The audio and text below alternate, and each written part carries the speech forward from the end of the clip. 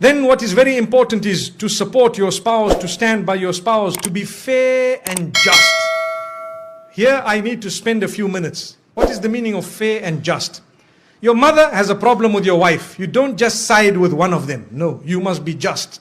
You must be fair. If your mother is wrong, she is wrong even if she is your mother. We have an attitude where we say, my mother is my door to paradise. My brother, sometimes your mother is your door to hell. Did you know that?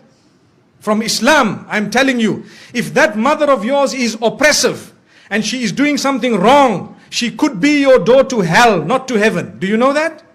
Wallahi. And I am saying this with all passion because we have seen a lot of marriages where the mother-in-law thinks she is the queen who is married to the woman who you are married to before you. And then she comes and relays all her unjust instructions which are absolutely unacceptable, and the man just sits down. That's my mother. That's my mother. That's my mother. How long are you going to keep on saying that's your mother when she is oppressing your wife? Something somehow somewhere needs to be said. Either speak to your father or tell your mother, mother, I love you so much. I did not marry this woman for her to be a means of taking my love away from you or your love away from me. The love I have for you is totally different from the love I have for her. So mother, I will love you forever, but I want to tell you this is the line you do not cross, my beloved mother. And you kiss her forehead, you can kiss her hands and her cheeks and tell her that my mother, you are wrong. Lay it down. When you do not lay your territory, your marriage cannot work. People don't know where is my limit. They don't know. So how can your marriage work? Your mother doesn't know, your father doesn't know. Some fathers issue instructions to their daughters-in-law worse than the instruction of their own son to that wife of theirs. So what was the point? Father, why didn't you just marry this woman one time? That is not fair. You cannot just come and say, that's my daughter-in-law, I must tell her, you stand here, you go there. No, they have their life. Give them their freedom. Understand, they too need to grow in marriage to live happily ever after. So this is why we say you need to be just. Tell your father where he should stand with respect.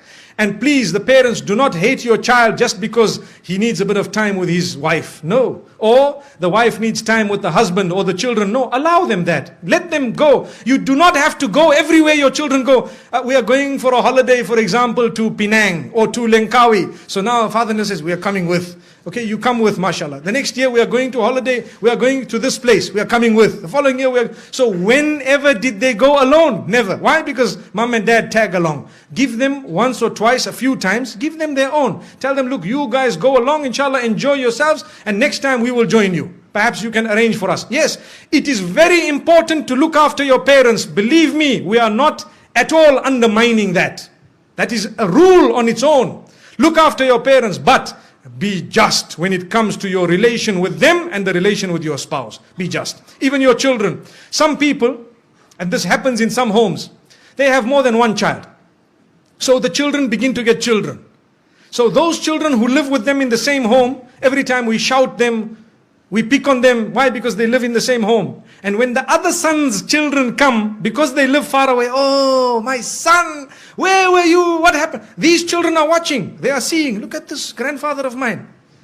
These people here, does he know what they do at school? And here he is embracing them. It is only because we are foolish. Human nature makes us get irritated with those we live with sometimes. And we don't know those who are really irritating are actually so close to us because they are far. This is why we tell parents, sometimes you need to make sure your children live a little bit of a distance from you so that you can be even closer in relation. And I have seen in my life with lots of experience that those children who do not live with their parents are sometimes closer in relation with their parents. They have a better understanding and they have a much better relation. And I am not promoting people to abandon their parents. No, you need never to abandon your parents. If you do that, you are sinful of the highest order. But what we are saying is, give each other your breathing space. Is very important. Give each other breathing space. Some women, they get married into homes where mother-in-law sits and dishes instruction, right? Today we will cook this.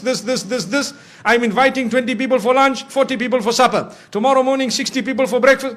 But hang on, man. I am one daughter-in-law here. We are a few people here. What's going on? If this happened once a while, it's okay, but you cannot just sit back and dish out instructions as though this is a restaurant. MashaAllah, if you really want, I have a friend who owns a restaurant known as Dine More down the road. Perhaps we can go there. MashaAllah.